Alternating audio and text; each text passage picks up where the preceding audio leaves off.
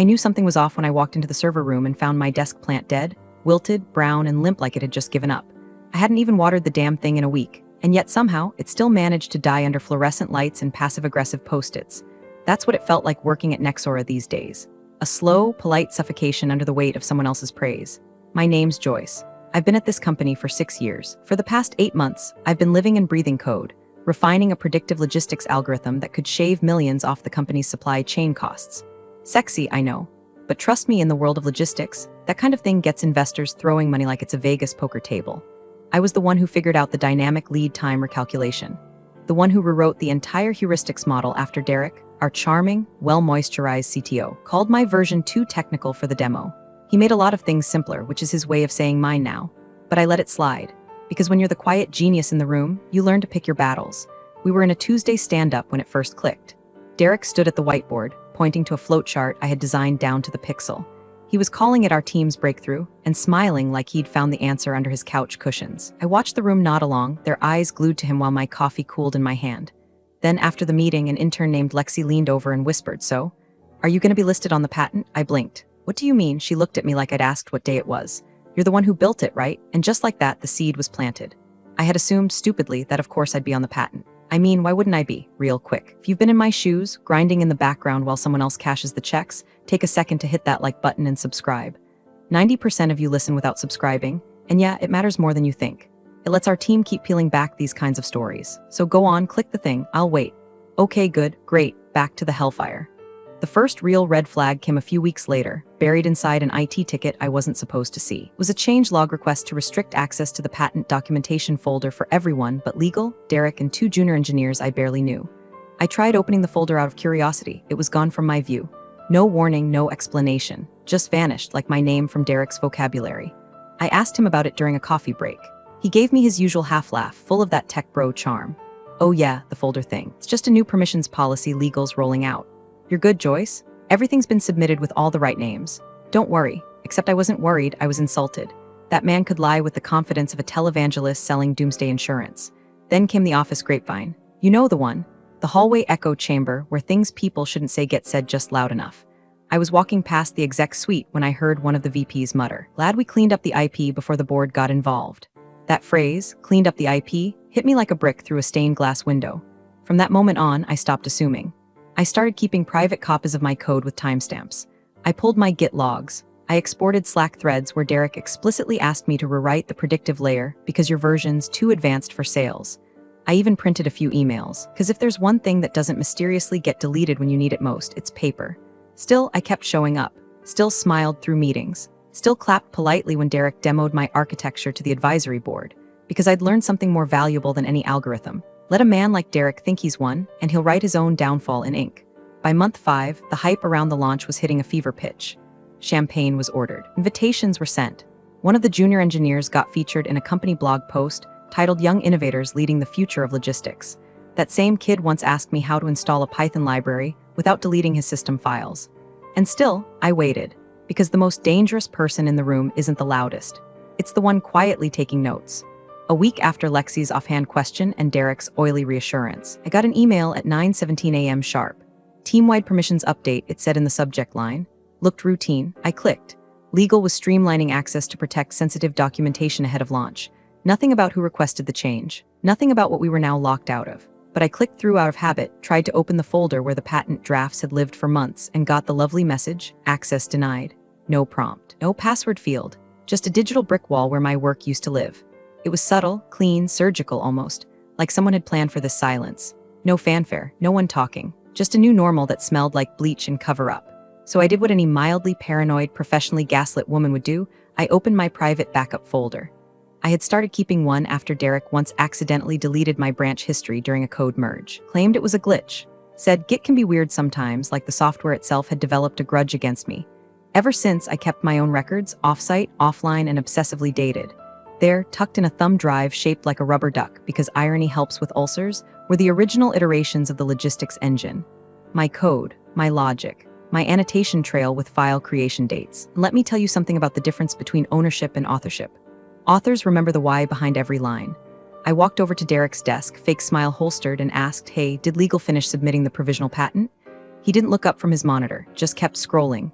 Yup, all squared away. All the right names are on it, you're good. All the right names? Yeah, he finally glanced at me. His face did that thing. Twitched for half a second like a weasel caught mid-fart. Legal's handling it. You know how they get around launch season. Overkill mode, right? Overkill mode. The same mode that stripped my access to the exact folder where the work I bled for had lived. I played dumb, nodded, smiled, walked away. But inside, the ground had already started to shift. I'd worked with legal before. They didn't make changes like that without direction from someone upstairs. And Derek. Derek wasn't just upstairs, he was the one who picked the wallpaper and installed the smoke detectors. That night I couldn't sleep. My brain kept looping the intern's question. Are you going to be on the patent? That wasn't an innocent ask. It was a reminder. A subtle flare sent into a sky no one was watching. And now I couldn't unsee it. The next day, I brought lunch down to the South Terrace, the one spot execs used when they wanted to casually brainstorm in public. I didn't sit close, just close enough. Sure enough, 2 senior VPs were there, laughing over iced coffees and legacy bonuses. One of them said, "Glad we cleaned up the IP before the board got involved." The other smirked. "You mean before Derek's girl got wise?" I didn't choke, didn't flinch. Just slid my sandwich back into its wrapper and walked to the bathroom, where I sat in a stall with the light off for 20 minutes. That was the moment it all clarified. I wasn't just being overlooked, I was being erased. They weren't waiting for me to notice. They were counting on me not to. So I flagged every version of my work, algorithm files, change logs, emails, even the rejected sketches I'd saved in a fit of late-night insecurity.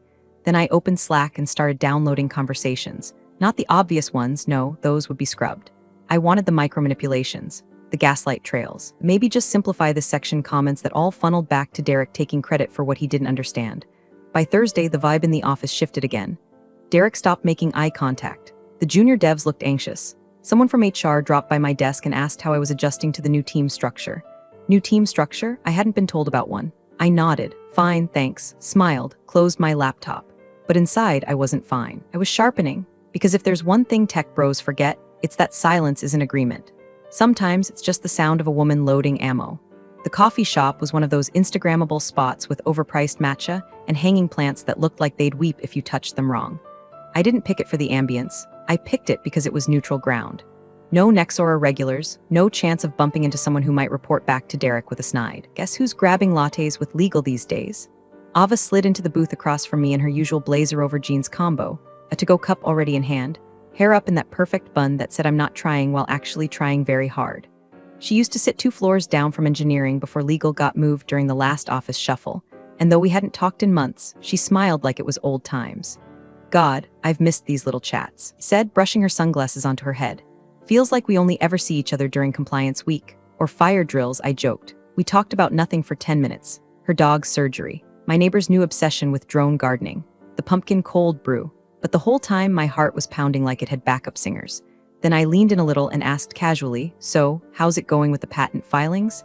Must be chaos with the product launch coming." Blinked, "Which filing?" "You know," I said, keeping my tone breezy, "the one for the logistics engine." Derek mentioned it got filed a while ago. Her smile faltered, not a twitch, an actual collapse. Her face went blank for half a beat too long and her fingers tightened around her cup like she was prepping for turbulence. "Wait," she said slowly. "You mean the predictive routing patent?" "Yeah, I thought you signed already." I felt the words thud in my chest like a dropped hammer. "No," I said, my voice so calm I surprised myself. "I didn't. You're not listed." I shook my head. Her jaw worked behind her lips, grinding on some invisible decision. "That doesn't make any sense. You authored the base model, right? Your name was all over the dev notes when I reviewed the draft. Derek said final versions would be routed to you," and she stopped. Realized something? Oh, that tiny word, sharp as a knife, was the moment it stopped being paranoia and started being proof. My chest burned.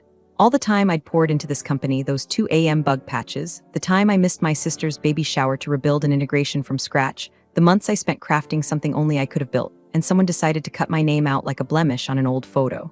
"Can I ask when it was filed?" I said. "Roughly?" She looked around, lowered her voice. "A couple months ago, right after the internal product audit.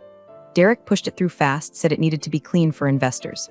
There were red lines on your contribution logs, but I thought that meant legal was consolidating credits, not removing them." Clean, that word again. That corporate cologne they spray over theft to make it smell like strategy. I swallowed the heat in my throat. "Do you still have access?" She hesitated. Her thumb tapped the side of her coffee cup in thought. "I shouldn't," she said, "but I could check, discreetly." That was Ava's way of saying yes. I leaned back and looked out the window as a city bus wheezed past, trailing soot and a woman yelling into her phone. I wasn't thinking about buses. I was thinking about that provisional filing. About the valuation pitch I'd overheard Derek rehearsing in the hallway. about the junior engineers suddenly being looped into investor briefings while I got left off the call calendar. It wasn't about recognition anymore. It was about leverage, about who had the IP when the board signed that Series C term sheet. If my name wasn't on that patent, then Derek could present himself as the sole creator, which meant he owned the equity clause. He got the IP bump in his bonus metrics. And I got another branded water bottle at the launch party and a 3% raise. I stood up. Thank you, Ava. Really? She nodded. I'll let you know what I find. We walked out together, but at the corner, we went separate ways. She looked over her shoulder. Joyce? Yeah, be careful. I smiled. I've been careful. That's the problem. I walked the long way back to the office. Past the sushi place where Derek once pitched me the opportunity of a lifetime. Past the alley where the sales team vaped during breaks like high schoolers with corporate cards. Past the glowing, glassy tower where I had built something real, something precise and beautiful, and where someone else was trying to sell it with his initials. Only this time, I wasn't going to let him. I went home that night and opened every folder I'd ever touched. I cross-checked file versions, tracked email attachments, mapped contribution commits across branches. I printed things, annotated. I sat in silence, headphones off, lights dim, the weight of betrayal folding into the lines of my jaw. I didn't cry. I didn't even flinch. I just kept going. Because when someone like Derek builds a story that doesn't include you, the best revenge is making sure yours has documentation. The gaslighting started with a compliment. You're the glue that holds this place together, Derek said during the Monday stand-up, flashing that canned smile and chin nod combo he probably practiced in front of bathroom mirrors. Honestly, Joyce is the reason this product works. Heads turned toward me, polite claps, a few awkward smiles. The intern beamed like she'd just watched a Lifetime movie where the woman finally got her flowers. Inside, I felt nothing. Because 5 minutes later, while I was refilling my coffee, I overheard him in the hallway telling product, we had to simplify a lot of Joyce's back-end logic, brilliant stuff, but too dense for scalability. Luckily, I've been working directly with the new devs to clean it up. Clean it up. Again with the cleaning. Derek treated my work like a garage full of outdated furniture. Like I should thank him for throwing it out and keeping the house presentable. By Wednesday, HR reached out. Just a quick check-in, Joyce. Let's align on your current responsibilities. The subject line read, Q4 role clarification. No context, no agenda. Just a neutral-sounding ambush disguised as a coffee chat. I sat across from Melanie from HR, clipboard ready. Half smile loaded like a tranquilizer dart. We're just trying to make sure everyone's aligned before launch, she said. You've been such a cornerstone, and we want to ensure your energy is focused where it's most valuable. Where's that exactly? I asked. She blinked. Oh, well, Derek mentioned you might be stepping back a bit from core feature work, maybe focusing more on mentorship or documentation? I didn't laugh, but I felt my lip twitch. Funny, I said. I didn't realize I was stepping back. She glanced down at her clipboard. Maybe I misheard. No, honey, you heard exactly what you were told. I walked out of that meeting with 2 truths. 1, they were trying to soften the landing before they shoved me off the stage. 2, I had to stop playing defense. That evening I stayed late, not unusual for me, but this time I wasn't coding. I was hunting. The printer room was dark, humming like an unsupervised confession booth. I had been tipped off by Ava earlier that week. Check the internal patent prep docs, she'd whispered over Signal. Sometimes they do print reviews before final filing, so I searched the discard tray. Stacks of printouts, test pages, someone's failed attempt at formatting a presentation in landscape. And then, buried in a cluster of draft sheets, a document titled Nexora Provisional Patent Draft V3, PDF. I slid it out, flipped through. There it was, core routing logic. Initial model with a description I knew word for word, because I'd written it. Late nights, jamming granola bars into my mouth and squinting at recursive logic until my eyes crossed. Only now it said, Author D. Langford, Derek's name, his initials, his authorship. I stood there frozen for a second, the hum of the printer chewing into my skull. Then I calmly folded the printout, slid it into my bag, and walked back to my desk. First thing I did, scan it, high-res, every page. Then I logged the timestamp, pulled the printer metadata, backed it all up to 3 separate locations, an encrypted cloud vault, a password-protected USB, and a private email I hadn't touched since grad school. I opened my terminal and ran a checksum hash on the document, immutable proof. No one could claim I forged it. The file was born in this building, on our network, with metadata tying it back to our internal IP range. Let Derek try to dance around that. From that moment, I documented everything, every meeting invite, every hallway conversation, every Slack message, even the emoji reactions. I used a screen recorder when I was working on anything patent adjacent. I set a rule in Outlook to forward any message containing IP, filing, Series C, or equity to a hidden archive. I didn't trust anyone, and I sure as hell didn't trust Derek. He must have sensed it. The shift. The way I stopped answering in group threads and started replying in separate DMs. The way I smiled in meetings like I was planning his eulogy in my head. At one point, he caught me near the vending machines. Hey, he said, just wanted to say, you've been really focused lately. It's good to see. I smiled back, just trying to stay in my lane. He laughed. Come on, Joyce. I've always been more than that. And for the first time in weeks, I let him see it, the flicker of rage under my calm, just a glimpse. I used to think that, I said. Then I walked away, because the quiet war had begun, and I wasn't fighting for credit anymore. I was fighting to remind them I built the engine, and if they kept pushing, I'd be the one to stop it from running. Corporate warfare doesn't start with screaming. It starts with silence. Sudden calendar exclusions, vanished threads, questions that once came directly now trickle through support channels. And my favorite, meetings were scheduled to times you must have missed. It's the kind of passive aggression that HR calls restructuring, but feels more like being erased in real time, pixel by pixel. By week 7, I wasn't just off the radar, I was off the grid. The logistics engine, the one I had architected from napkin sketch to deployment, is now being driven by Derek and his 2 codependent junior devs who still thought version control was a suggestion. My commits were untouched, my suggestions ignored, my name slowly phased out of project summaries. I'd become a ghost in my own code base. The investors were starting to circle, sniffing for the next big thing. I watched from the sidelines as Derek prepped shiny decks, polished demos, and led Q&A sessions without me. The engine still ran, my engine, but he'd renamed core modules to his pet buzzwords and layered on just enough jargon to make it sound like a group effort. Meanwhile, word around the office was that I was taking a step back. Derek's phrase of the week, Joyce is a bit burned out. We're letting her refocus on mentorship. Refocus my ass? I wasn't burned out, I was being airbrushed out. And that's when I reached out to Carla. She worked in compliance, department most engineers ignore unless someone screws up procurement or accidentally deploys live user data into the training set. But I knew Carla from my early days at Nexora. She used to run tabletop risk simulations with engineering before the company grew too bloated for cross-functional collaboration. We'd bonded over lukewarm bagels and mutual distaste for forced fun offsites. I pinged her on Slack. Me, hey, quick Q. Got time to walk through a couple risk points tied to the logistics pipeline? Carla, sure. Want to chat today? I dropped by her office that afternoon. She had 3 monitors glowing and a drawer full of protein bars organized like evidence in a courtroom. I framed the conversation like I always did, with precision. Just wanted your perspective, I said, pointing to a sample diagram I'd prepped. There are a few potential data exposure flags tied to how the core engine is being described in recent investor materials. Her eyes flicked across the printout. You mean the patent? I blinked. You've seen it? Derek flagged it to legal last month, said it was urgent. I nodded, masking my disgust. Right, just curious about a few ownership attributions. There's some inconsistent authorship appearing across branches, and I wanted to get ahead of it, just in case it becomes a due diligence issue.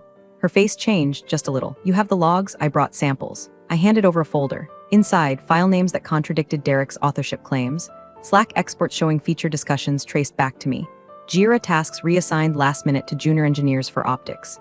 None of it screamed fraud on its own, but together, it formed a whisper loud enough to echo. She skimmed the pages. Documenting this somewhere safe? Let's just say I've got backups of the backups. She leaned back in her chair, brow furrowed. You want this escalated? Not yet, I said, just logged, in case the board ever asks questions. Understood, no promises, no alliances declared. But that was the thing about Carla, she played a long game. If shit went nuclear, I knew she wouldn't be caught off guard. As I left, I dropped one last breadcrumb. Email recap with the subject line, product risk, authorship clarification threads, just enough to timestamp the conversation, just enough to survive a subpoena.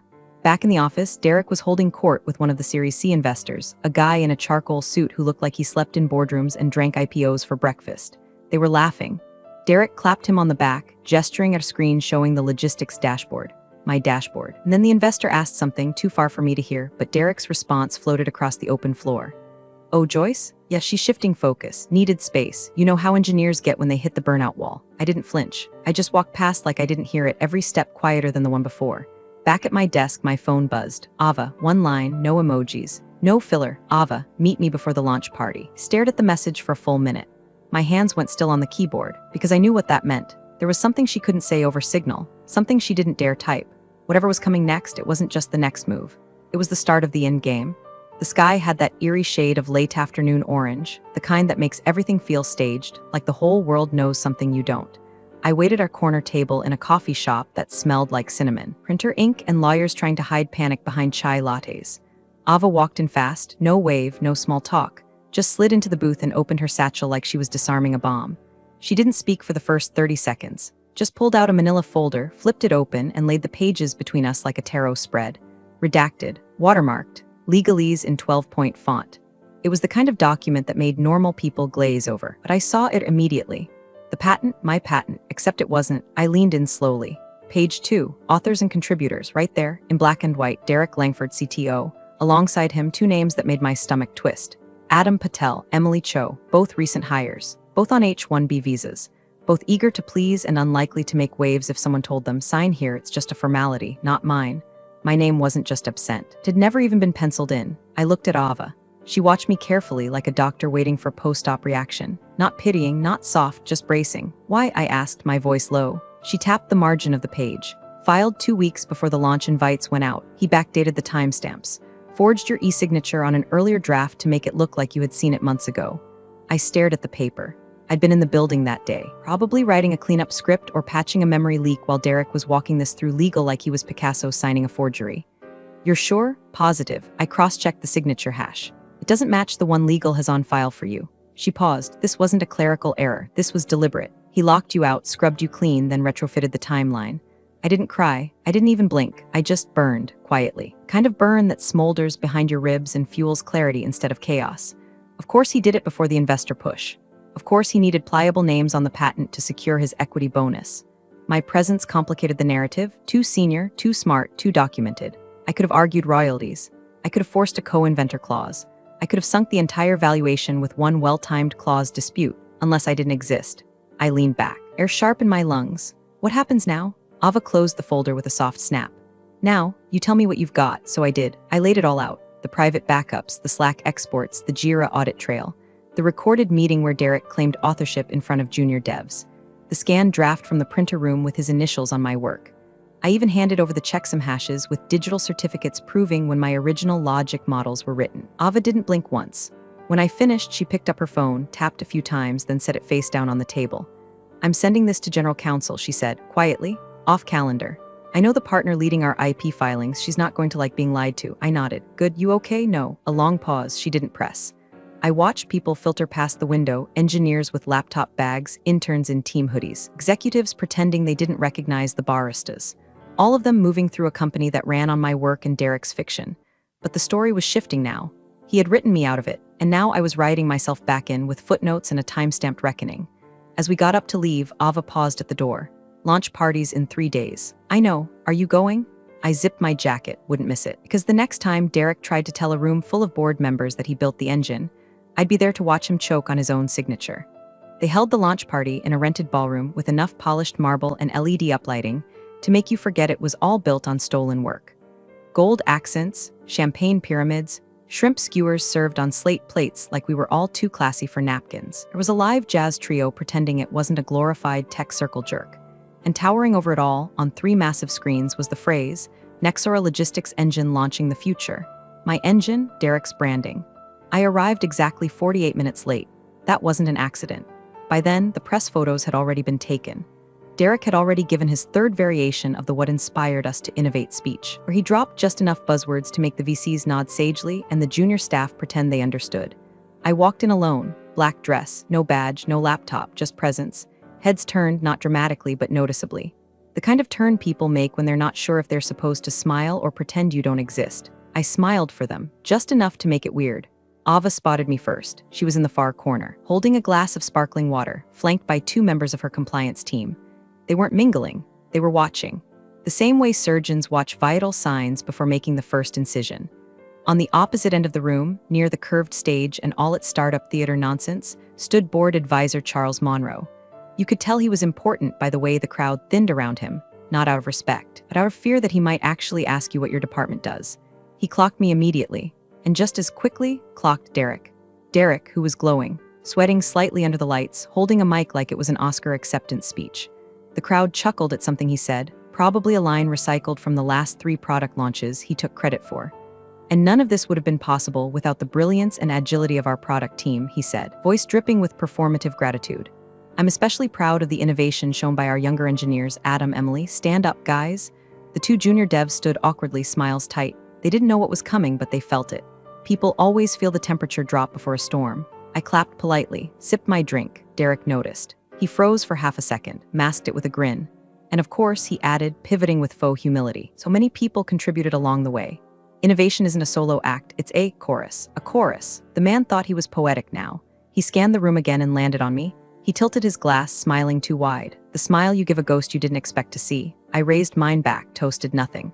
From across the room, Ava gave a slight nod. The kind you'd miss if you weren't looking. Derek moved on, introduced a short video reel showcasing the journey. It was slick, polished. A timeline of screenshots, UI prototypes, beta stats, and investor soundbites. Not one frame of actual code. Not one frame of me. The room applauded. I joined in. Lightly. 2 fingers against my palm, not clapping, marking time. Then Derek stepped down from the stage, weaving through people, shaking his hand like he'd just cured supply chain cancer. He made a beeline for me. Didn't expect to see you, he said. Casual like a rattlesnake sunbathing. Wouldn't miss it, I replied. Hope you're doing okay, he added. I know the last few weeks have been intense, that's one word for it. He leaned in, voice low.